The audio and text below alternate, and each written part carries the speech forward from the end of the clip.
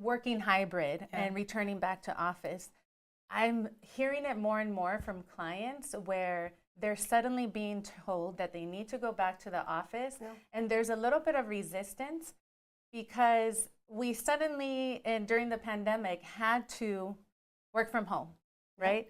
And then everything's been working great for a lot of people. Yeah.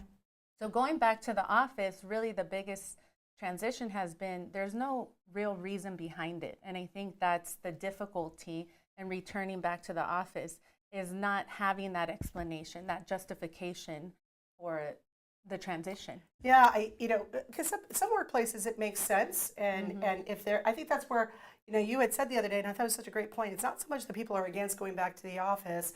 We all have our preferences, but there's also this idea of the why. Is there a context behind it? And if the why, is it something that we can all get on board? And that's where I've seen people struggle.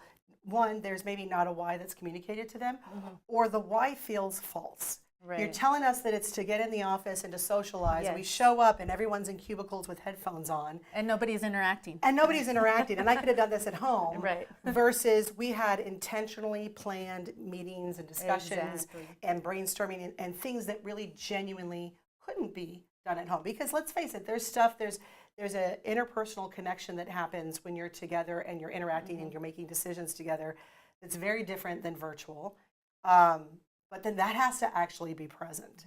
Exactly.